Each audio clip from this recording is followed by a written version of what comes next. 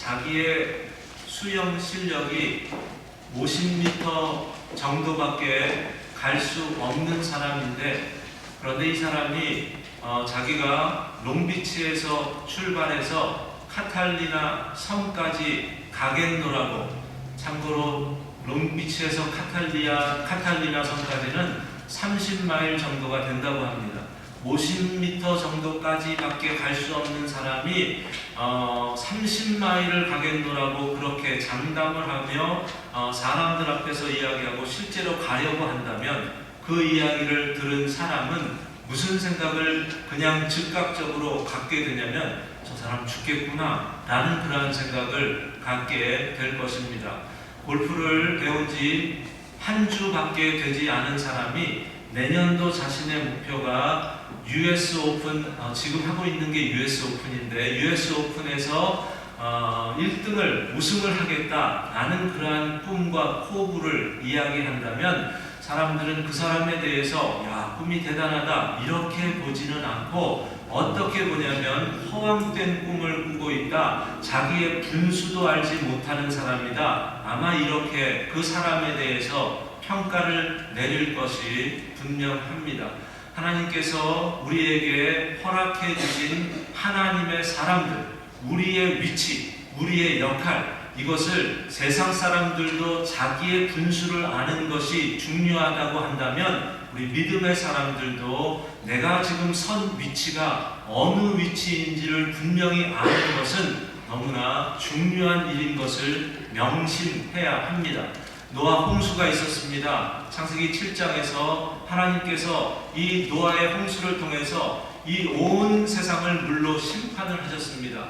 물로 심판을 한 다음에 하나님께서 하신 말씀이 있습니다. 내가 다시는 인간의 죄악 때문에 세상을 멸하는 것을 하지 않겠다 라고 그렇게 다짐하시고 약속을 하셨습니다. 언약을 인간과 맺어주셨습니다. 그러면서 그 이유가 뭐라고 말씀을 하셨냐면, 이는 사람이 어려서부터 생각하는 것과 계획하는 것이 항상 악할 뿐이다 라고 이야기를 하셨습니다. 사람의 한계를 아셨습니다. 사람의 한계가 여기까지인 것을 아셨는데, 인간은 항상 태어날 때부터 어려서부터 생각하는 것, 계획하는 것이 악한 것이라는 것을 아셨기 때문에 하나님께서 인간의 눈높이에 맞추셔서 거기에 따라서 계획하시고 언약하시고 하나님의 뜻을 인간에게 약속하시면서 다짐하신 것이 무지개 언약입니다. 내가 다시는 홍수와 똑같은 방법으로 세상을 멸하는 일이 없을 것이다 라고 하나님께서 말씀하신 일이 있는 것을 봅니다. 여러분이 잘 아는 구절이지만 로마서에 있는 말씀을 같이 한번 보겠습니다. 로마서 3장입니다. 로마서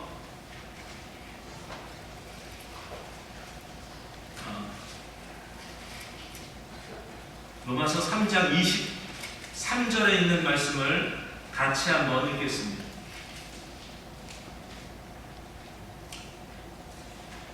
로마서 3장 23절, 로마서 3장을 계속해서 가능하시면 펴놓고 계시면 좋겠는데 같이 한번 읽습니다. 모든 사람이 죄를 범하였음에 하나님의 영광에 이르지 못하더니.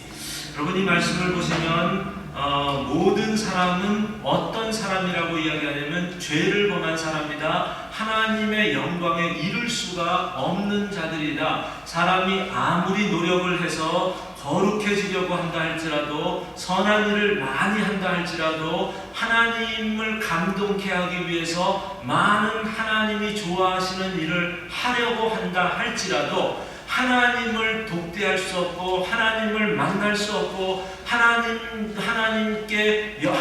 영광에 들어갈 수 없는 이유가 있는데, 그것은 우리 모두가 죄인이기 때문이다. 죄를 범했기 때문이다. 이 죄를 극복할 수 있는 방법은 없다라는 것을 이야기합니다. 그런데 그럼에도 불구하고 하나님께서는 인간에게 법을 주십니다. 율법을 주시고 법을 주셔서 우리 인간에게 그런 말씀들을 하십니다. 이 법대로 살면 내가 복을 주겠다. 주겠다. 그런데 그렇게 하지 아니하면 내가 너희를 심판하겠다. 이런 말씀을 합니다. 복을 줄 수 있다. 이런 이야기를 하는데 왜 하나님께서 율법을 우리에게 주셨는지 바로 그 이유에 대해서도 우리가 좀 전에 읽었던 3장 23절에서 조금 위로 올라가면 20절에 있는 말씀, 3장 20절, 이것도 같이 한번 읽습니다.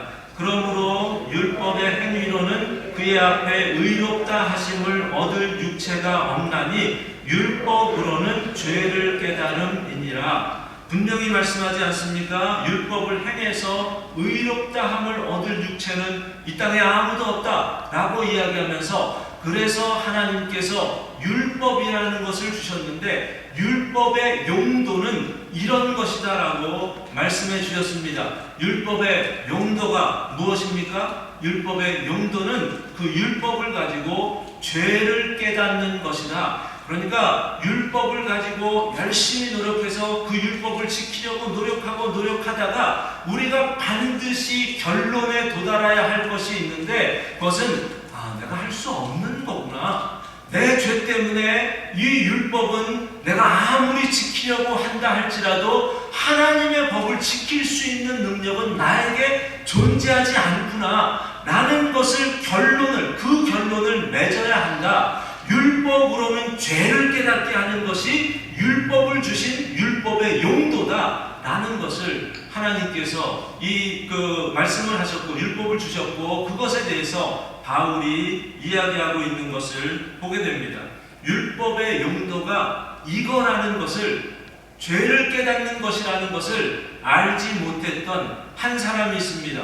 마태복음 19장에 있는 말씀을 보면 한 부자 청년이 예수님께 나와서 예수님께 한 가지 질문을 합니다. 주님, 내가 무엇을 하여야 영생을 얻을 수 있습니까? 라는 질문을 합니다. 내가 영원히 살고 싶은데 무엇을 해야 합니까? 아마 이 부자 청년은 열심히 율법대로 살았습니다. 율법에 있는 것을 다 지키려고 노력했습니다. 그런데 그럼에도 불구하고 뭔가 찜찜한 것이 있었습니다. 뭔가 다른 것을 해야만 자기가 영생할 수 있겠다라는 그런 생각을 가지고 예수님을 찾아온 겁니다. 예수님, 내가 율법을 다 행했지만 그렇지만 무엇을 해야 영생을 얻을 수 있습니까? 라고 질문을 하는데, 예수님께서 이 부자 청년의 의도도 아셨고 이 부자 청년의 현 상황이 어떤 상황인지를 너무나 분명히 아셨기 때문에 부자 청년에게 주님이 하신 말씀이 있습니다. 살인하지 말라, 간음하지 말라, 도덕질하지 말라, 내 이웃의 것을 탐하지 마라, 내 부모를 공경하라. 무슨 이야기를 하십니까? 예수님께서 율법을 주시면서 율법에 있는 말씀을 제대로 지켜라 라고 이야기합니다. 율법을 나는 다 지켜왔다고 생각하는 부자 청년에게 예수님께서 율법을 지켜라 라고 이야기합니다. 왜 예수님께서 율법을 다 지켰다고 생각하는 사람에게 율법을 지키라라고 이야기를 하고 있습니까? 왜냐하면 이 부자 청년은 율법을 지키면서 자신이 이 율법을 통해서 제대로 된 올바른 결론에 도달하지 못했다는 것을 보여주기 위해서 너는 율법을 어떻게 지켰느냐라는 것을 주님께서 말씀하는 겁니다. 부자 청년은 그것을 아직까지 이해하지 못하고 예수님께 뭐라고 말합니까? 이 율법은 내가 어려서부터 다 지켜왔습니다 라고 이야기합니다. 그런데 예수님께서 부자 청년에게 아니야, 내가 제대로 율법을 지키지 못했어 라고 이야기하는 그 의도에서 예수님께서 부자 청년에게 하신 말씀이 무엇이냐면, 내가 온전하여지고자 할진대 라고 말씀합니다. 내가 100% 완벽하게 율법을 지키고 싶느냐 라고 하면서 너에게 있는 소유를 팔아서 가난한 자들에게 주라 라고 그렇게 주님이 말씀합니다. 무엇을 주님께서 부자 청년에게 깨닫게 하시려고 했냐면, 너는 율법을 완벽하게 100% 완벽하게 지킬 수 없는 자야 라는 것을 가르쳐주기 위해서 그 말씀을 하셨습니다. 부자 청년이 어떻게 해야 할지 몰라서 고민하면서 돌아가는 그런 일이 있습니다. 그런데 예수님께서 부자 청년이 돌아간 다음에, 부자 청년이 자기의 집으로 돌아간 이후에 남아있는 사람들에게 정답을 말씀하지 않습니까? 뭐라고 말씀합니까? 사람으로는 할 수 없다라는 것. 이게 바로 율법을 주신 율법의 가장 근본적인 이유와 목적입니다. 사람으로는 할 수 없구나. 이 정답을 가져야만 합니다. 그런데 예수님께서는 부자 청년과의 만남 이후에 남아있는 사람들에게 사람으로는 아무것도 할 수 없다 라는 것만 말씀하지 않았습니다. 한 말씀을 더 하시면서 주님이 이 모든 그 율법에 관련된 것을 마무리 결론을 짓고 있는 것을 보게 되는데, 그 주님께서 말씀하신 것의 결론이 무엇입니까? 사람으로는 할 수 없으되 하나님으로는 그렇지 않다. 하나님으로는 모든 것을 다 할 수 있다. 율법을 통해서, 율법을 가지고 우리가 하나님의 말씀을 제대로 지키려고 노력하다가 반드시 결론에 이루어야 할 것은 내가 내 스스로 하려면 아무것도 할 수 있는 것이 없구나 라는 것을 고백하는 자에게 하나님께서는 무엇으로 우리에게 또 하나의 해결책을 주냐면, 나는 할 수 없지만 내가 의지하고 내가 믿는 하나님을 통해서는 내가 할 수 없는 모든 것을 할 수 있다라는 그 고백을 만들어내는 것이 바로 율법을 가지고 율법의 그 무능력을 통해서 하나님을 의지하고 믿음을 소유하고 예수를 믿게 된 사람들에게 주시는 유일한 해결책인 것을 알아야 합니다. 사도 바울은 고린도 교회에게 계속해서 문제들을 다루어 왔습니다. 고린도 교회가 가지고 있는 문제들을 이야기하다가 갑자기 바울은 이 복음의 기본으로 돌아가야 한다는 것을 이야기를 했습니다. 너희가 말씀으로 돌아와야 한다. 예수 그리스도를 제대로 믿고 있느냐? 라는 것들을 계속해서 이야기를 하다가 오늘 말씀에 와서 바울은 무엇을 이야기하냐면, 예수를 믿는 믿음 중에서도 가장 중심된 믿음의 중심 가운데 있는 예수의 복음에 이것을 빼면 안 되는 가장 소중한 것이 있는데, 그것이 바로 부활신앙이다 라는 것을 이야기하고 있습니다. 부활신앙으로 제대로 갖추어진 믿음을 가지고 있다면 우리에게 있는 어떤 문제들, 고린도 교회가 가지고 있는 무슨 문제든지 얼마든지 넉넉히 이겨내고 남음이 있는 그런 일들이 있다는 것을 알기 때문에 바울은 고린도 교회의 문제, 이 문제의 가장 중요한 해결책은 부활신앙이다 라는 것을 말씀하고 있는 것을 봅니다. 그런데 고린도 교회가 무슨 문제를 갖고 있습니까? 고린도 교회에는 이 부활신앙의 그 믿음이라는 것이 많은 교회 안에 있는 사람들 가운데 흔들리고 있는 것을 바울이 보았습니다. 그래서 오늘 우리가 읽은 말씀에서 12절에 있는 말씀이 무엇을 이야기합니까? 그리스도께서 죽은 자 가운데서 다시 살아나셨다 전파되었거늘 너희 중에서 어떤 사람들은 어찌하여 죽은 자 가운데서 부활이 없다 하느냐? 교회 안에서 예수를 믿는다고 하는데, 예수를 믿으면 그게 가장 중요한 것을, 인생의 가장 큰 근본을 알았다고 하는데, 그런데 그런 사람들 가운데서 무엇을 모르냐면 부활신앙이 없는 사람들이 그 중에 있는 것을 이야기를 하고 있는 겁니다. 그래서 바울은 만약에 부활이 없다면, 만약에 예수는 믿는데 예수를 믿으면서 부활은 믿지 못한다면, 그렇다면 그것은 어떤 것인지 아느냐? 라는 것을 이 말씀에서 계속해서 소개하고 있는데, 14절에 있는 말씀을 보면 그리스도께서 만일 다시 살아나지 못하셨으면 우리가 전파하는 것도 헛것이요 너희 믿음도 헛것이다. 우리가 지금까지 너희에게 복음을 전했지만 그 복음이 아무 의미가 없는 것이다. 너희가 예수를 믿는다고 고백하지만, 그래서 교회 안에서 고린도 교회를 세워서 사역을 하고 있지만, 너희가 예수를 믿는다고 하면서 부활을 믿지 못한다면 너희의 믿음은 헛것이다 라고 이야기를 합니다. 17절에 있는 말씀을 보아도 그리스도께서 다시 살아나신 일이 없으면 너희의 믿음도 헛되고 너희가 여전히 죄 가운데 있을 것이요, 너희가 예수를 믿는다고 하는데 부활을 믿지 못한다면 너희의 믿음은 헛것일 뿐만 아니라 너희는 아직까지 죄의 문제를 해결하지 못한 그냥 죄 가운데에서 허덕이는 그러한 사람들로 그렇게밖에 이해할 수 없다, 그런 사람일 수밖에 없다라는 것을 이야기를 합니다. 더 나아가서 바울은 19절에서 이런 말씀을 합니다. 같이 한번 읽습니다. 19절입니다.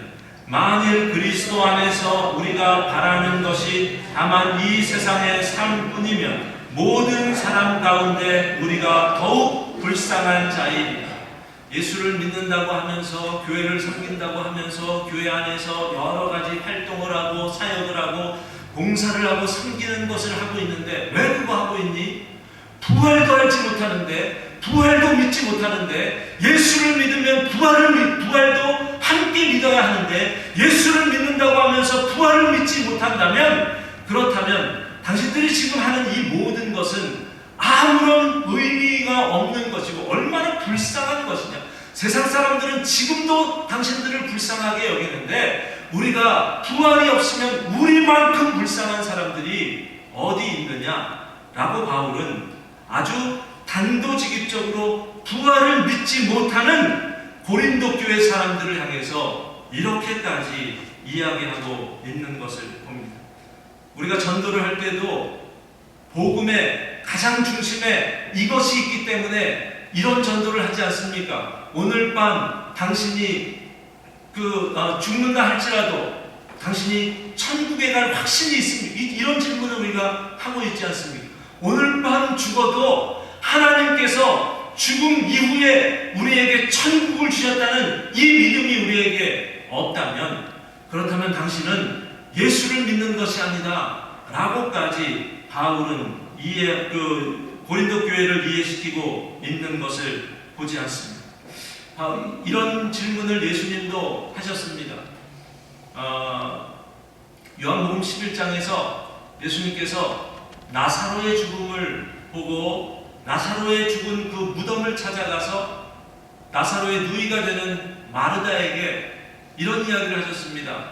나는 부활이요 생명이니 나를 믿는 자는 죽어도 살겠고 살아서 나를 믿는 자는 영원히 죽지 아니하리니 내가 이것을 믿느냐? 라고 말씀했습니다. 이것을 믿느냐? 라고 말씀했습니다. 나를 믿느냐? 그런데 내가 부활이요 생명이야.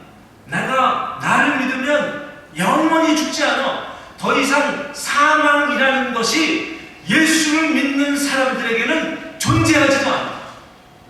예수님께서 이것을 말씀하시면서 나를 믿느냐? 나를 제대로 믿느냐? 내가 부활인 것을 아느냐? 라는 것을 마르다에게 알려주신 적이 있는 것을 봅니다.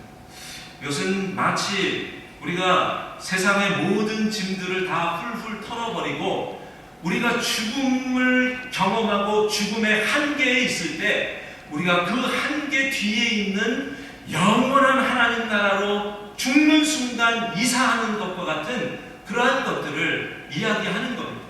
여러분 생각해 보십시오. 이 땅에 있는 모든 것들을 다 정리하는 순간이 하나님 나라의 영원한 삶이 우리에게 펼쳐지는 것이다라는 것을 상상해 보십시오.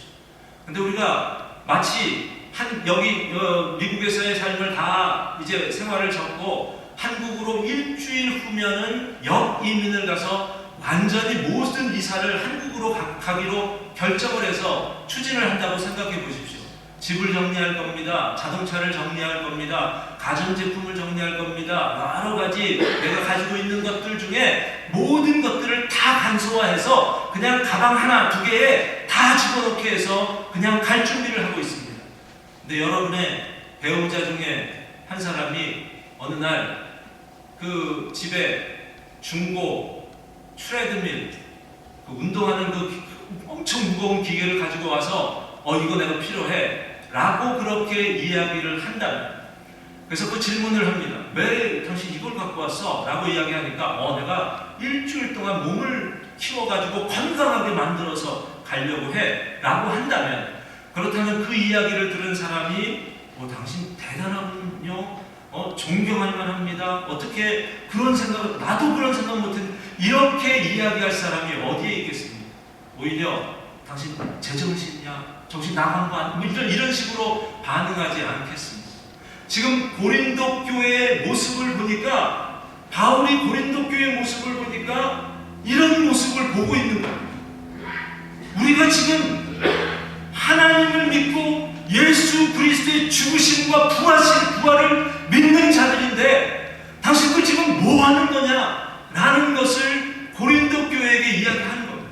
아직까지 이 세상에서 교회를 섬긴다고 하면서, 많은 사역을 한다고 하면서, 네 사역이 더 커? 내 사역이 더 커? 네 은사가 더 멋있는 거야? 내 은사가 더 중요하고, 어떤 게 더, 이 하늘의 은사를 가지고, 하나님 나라를 세워가는 은사를 가지고, 이 땅에서 서로의 자랑거리들을 가지고 서로 분쟁하며 서로 싸우며 계속해서 서로의 자랑거리, 교만함 가운데 빠져있는 고린도 교회를 보면서 바울은 그 이야기를 하는 겁니다. 당신들의 믿음이 무엇이냐? 라는 것을 이야기하는 겁니다. 예수를 제대로 믿고 있는 거냐? 예수를 믿는 믿음 안에 부활신앙이 너희들에게 제대로 갖추어지고 있는 것이냐? 라는 것을 고린도 교회에게 이야기하고 있는 것을 봅니다. 여러분, 바울이 쓴 모든 서신 가운데 이 사상이 분명히 들어있습니다. 바울뿐만 아니라 그 사도행전을 보시면 예수님의 제자들이 나중에 성령 충만함을 얻게 되었을 때 하나님의 말씀을 가지고 설교하고 말씀을 전파하는 그들의 고백과 전도 가운데도 항상 있었던 것이 부활신앙입니다. 예수님이 죽었다, 너희가 죽였다, 그러나 하나님이 그를 살리셨다. 이 고백이 항상 담겨져 있는데, 바울의 서신서를 보십시오. 그래서 바울의 서신서 안에는 부활과 종말이 항상 담겨져 있는 것을 봅니다. 그 중에서 바울이 부활과 종말에 대해서 소망을 가지고 전했던 그 교회 가운데 하나가 빌립보 교회입니다. 빌립보서에 있는 말씀을 보면 바울이 이런 이야기를 합니다. 나의 간절한 기대와 소망을 따라 아무 일에든지 부끄러워하지 아니하고 지금도 전과 같이 온전히 담대하여 살든지 죽든지 내 몸에서 그리스도가 존귀하게 되려 하나니, 이는 내게 사는 것이 그리스도니 죽는 것도 유익함이라. 여러분, 빌립보서를 썼던 바울은 죽음이 임박한 가운데서, 죽음을 지금 거의 맞닥뜨려지는 그 상황 가운데서 빌립보 교회에게 쓰고 있는데, 나에게는 간절한 기대와 소망이 있다. 살든지 죽든지 내 안에서 그리스도가 존귀히 되는 것이, 그것이 나에게 있는 가장 기대와 소망입니다. 왜냐하면 내 안에 그리스도께서 살아서 계시기 때문에 죽는 것 is no big deal. 죽는 것도 나에게는 유익한 것이기 때문입니다. 여러분, 바울에게 이와 같은 부활의 소망이 있었습니다. 그리고 나중에 바울이 조금 그 뒷구절에 있는 말씀을 보면 또 이런 이야기까지 합니다. 내가 그 둘 사이에 끼었으니 차라리 세상을 떠나서 그리스도와 함께 있는 것이 훨씬 더 좋은 일이라. 그렇게 하고 싶구나. 내가 육신으로 있는 것이 너희를 위하여 더 유익하리라.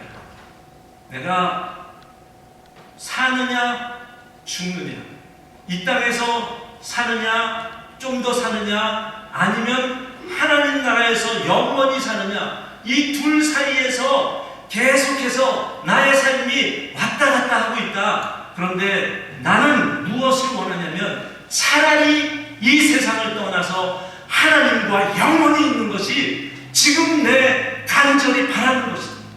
그런데 하나님은 뜻하신 바가 있어서 나에게 너희를 위해서 이 땅의 삶을 연장시켜 주고 있는 것이다. 그래서 내가 살고 있는 것이다 라고 바울은 빌립보 교회에게 그런 이야기를 하고 있는 것을 봅니다. 죽음 앞에, 인간의 한계 앞에서 바울은 무엇을 보았냐면 하나님의 무한계를 보았습니다. 인간의 한계 앞에서, 나사로의 죽음 앞에서 예수님께서 마르다에게 보여주신 것과 똑같은 것이었습니다. 나는 부활이요 생명이니 나를 믿는 자는 죽음이라는 것이 더 이상 존재하지 않는 것이다 라는 것을 말씀하신 그대로 바울의 삶 가운데서는 예수 그리스도를 믿는 믿음의 핵심이 무엇인지를 알고 있었습니다. 고린도 교회에게 이거를 전하는 겁니다. 왜 교회 안에서 분란이 있고 왜 교회 안에서 정말 해야 할 사역은 하지 못하고 모든 에너지를 낭비하고 있느냐? 부활신앙이 없기 때문입니다. 예수를 믿되 제대로 믿지 못하고 있는 것이 너희가 아니냐라고 바울이 이야기하고 있는. 옛날 독일 사람들은 유태인을 핍박하기 위해서 노란색으로 별을 만들어서 그 별 안에 검정색으로 유대, 영어로는 Jude, Jude 라는 글자를 새겨서 노란 바탕의 별 위에 Jude라는 그 글자를 새겨서 가슴에 유대인들은 다 달고 다니게 했답니다. 그래서 사람들이 노란 별만 보면 저 사람은 유대인이야 라고 생각해서 그 사람들을 핍박하고 조롱하고 멸시하고 온갖 그들에게 그 추태를 행하는 그런 일들을 가능하게 만든 겁니다. 그런데 유대인의 부모들이 자녀들에게 노란 별을 달아주면서 이런 이야기를 했답니다. 너는 자랑스러운 유대인이야. 그래서 이 배지를 달는다. 너는 자랑스러운 유대인이야 라는 것으로 그 독일 사람들은 유대인들을 가장 그들의 한계가 이거다 라는 것을 보여주기 위해서 그 별을 달게 하는 일을 했는데, 오히려 유대인들은 그 한계를 뛰어넘는, 오히려 그것을 수치가 아니라 자랑으로 여기게 만드는 그런 일들을 했다고 합니다. 우리 믿음의 사람들에게 어쩌면 수치스러운 일들이 지금도 저와 여러분이 겪고 있는 일들 가운데 있다고 생각합니다. 여러분을 막고 있는 한계가 무엇입니까? 내 삶 가운데 왜 이런 고통이 찾아오는가 라고 생각되는 그러한 무거운 짐들이 여러분에게는 무엇이 있습니까? 이 모든 무거운 짐들을 훨훨 털어버릴 수 있는 그러한 믿음이 우리에게 있지 않습니까?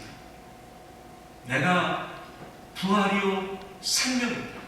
나를 믿기만 하면 살아서 나를 믿으면 영원히 죽지 않는 영광된 하나님 나라가 너에게 안겨질 것이다.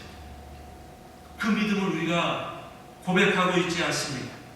한계를 보고 거기에 한계에서 우리의 시선을 거기에 집중하고 그 이상을 보지 못하는 예수를 믿는다고 하면서 아직까지도 부활을 믿지 못하고, 다 믿지만 부활은 믿지 못해 껍데기 믿는 겁니다. 아무것도 아닙니다. 나띵입니다.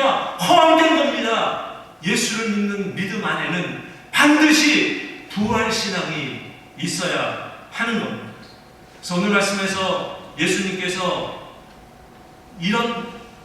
이것이 되었다라고 바울이 이야기하는 겁니다. 23절에 있는 말씀, 20절에서도 잠자는 자들의 첫 열매가 되었다라고 말씀하셨고, 23절에서도 그 첫 열매인 그리스도다라고 이야기합니다. 예수님이 부활의 첫 열매가 되셨다라는 것을 말씀을 합니다.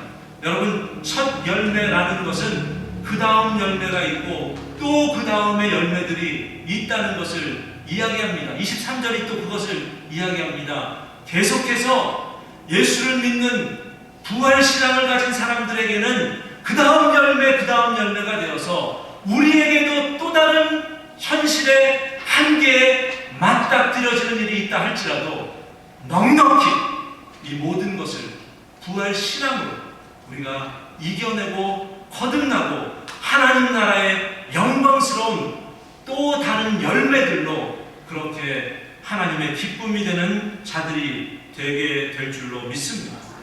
부활 신앙 때문에 슬픔과 아픔과 고통과 외로움을 접으실 수 있기를 바랍니다. 기쁨과 소망과 하나님께 주신 은혜에 대한 감사와 감격으로 우리의 신앙이 그렇게 거듭나는 일들이 있기를 바랍니다. 사도 바울이 그의 인생에서 이 비결을 알았기 때문에 바울이 빌립보서에서 이런 이야기를 한 일이 있습니다. 나는 비천에 처할 줄도 알고 풍부에 처할 줄도 알아 모든 일 곧 배부름과 배고픔과 풍부와 궁핍에도 처할 줄 아는 일체의 비결을 배웠노라. 내게 능력 주시는 자 안에서 내가 모든 것을 할 수 있느니라. 내가 비천에 처하기도 했는데 그런데 그때 하나님께서 나는 무능력한 자로 분명히 알고 있었는데 내가 하나님을 그 자리에서 붙잡았더니 그 안에서 예수 그리스도 안에서 내가 모든 것을 할 수 있는 자가 되었다. 가장 그의 인생에 밑바닥의 삶을 살고 있는 사도 바울, 로마의 감옥에서 아니면 가택 그 연금에서 자기의 그 자유로움을 다 빼앗긴 그 상황에서 죽음을 맞닥뜨린 그 상황에서 바울이 이야기하는 고백을 들어보십시오. 내게 능력 주시는 자 안에서 내가 모든 것을 할 수 있느니라. 저와 여러분에게 있는 한계가 더 이상 한계가 되지 않기를 바랍니다. 그것이 오히려 더 큰 하나님의 이 한계를 초월하는 초월의 유일한 해결책 되시는 하나님과 함께 이 일들을 뛰어넘고 또 이기고 이기는 놀라운 은혜로운 사람들로 거듭나는 저와 여러분이 되시기를 예수 그리스도의 이름으로 축원드립니다. 같이 기도하는 시간을 갖습니다.